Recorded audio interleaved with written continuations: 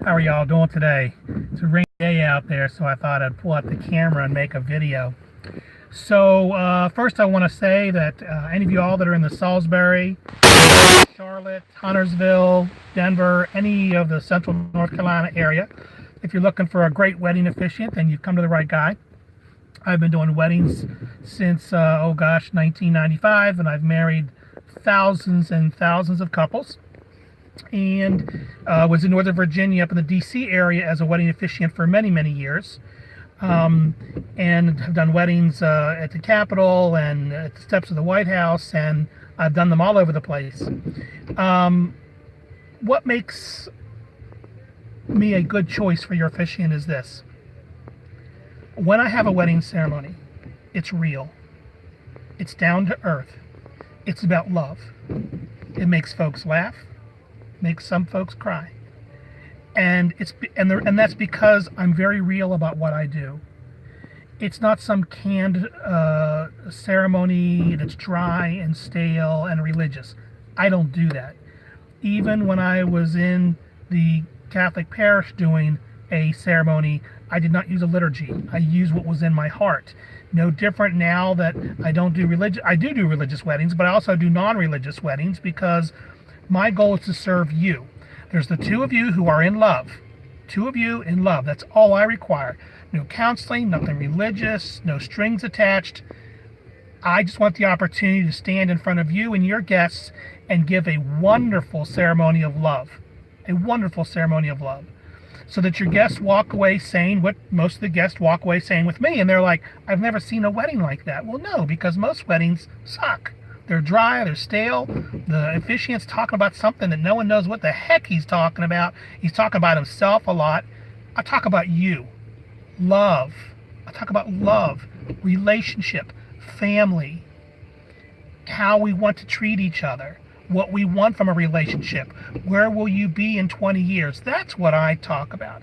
And so people, when they come out of one of my ceremonies, they're like, I've never seen anything like that. I wish you would have married me and my husband or my wife, and or they say, let me have your number, I want you to marry us. And it's not that I myself, Lance, am so great. It's that the words I convey, I channel the emotions and the feelings and the spirit of the day. I channel that comes out of me and through me and to your guests. So you get the kind of ceremony that you deserve on one of the happiest days of your life. So that's who I am. I'm a wedding officiant, and you can see my number listed below, 704-898-1156, 704-898-1156. So let me get, so I can give a little more time here, let me talk about timing. This is an interesting thing. So you want your ceremony to start at 4 p.m. on Sunday, or 4 p.m. on Saturday, say. You want it to start at 4 p.m. on Saturday. Now, depending on how many people you have in the ceremony, generally speaking, you do not want to tell your guests that your wedding starts at 4. That's a big, big mistake. If you want your wedding to start at 4 o'clock, you better tell them it starts at 3:30. Then they'll all get there around 3:45 or 3:50, and then you can start at 4 o'clock. I can tell you, after 25 years and thousands of weddings, that's just a fact. So instead of you looking at your clock at 4 o'clock and asking somebody to see how many people are here, and you find out, oh, only half of my folks are here and it's 4 o'clock. Well, why is that? Because it's the nature of people. And they want to be on time, but they're not. So if your wedding's going to be at 4, tell them 3:30. Tell them 3:30. And they'll get there on time.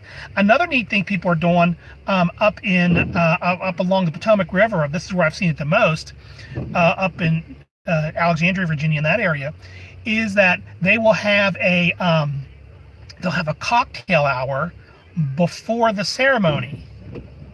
This works beautifully. When you have a cocktail hour before the ceremony, first off, when you put on there that cocktails start at 3 and the wedding starts at 4, people will be there at 3:15 to drink your liquor. So, so you will guarantee to gather your folks together, and they've also had a few drinks. They're a little more relaxed. When I talk to them, they'll laugh a little more. It's just a really good situation.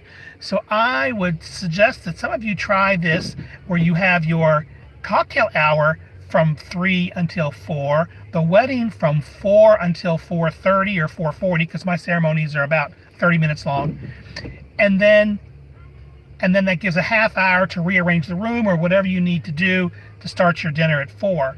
So that's one way to manage your time. But if you don't want to do the cocktail hour before, then at the very least, fib a little bit to your guests.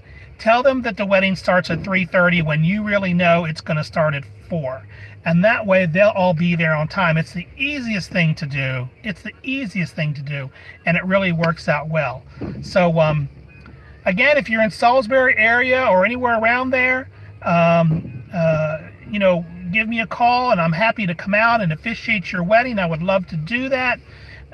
Or you can call my phone number or go to the website, WeddingsbyLance.com, for a lot of great ceremonies and other things. So thanks for your time, and I'll be there when you need me. Take care.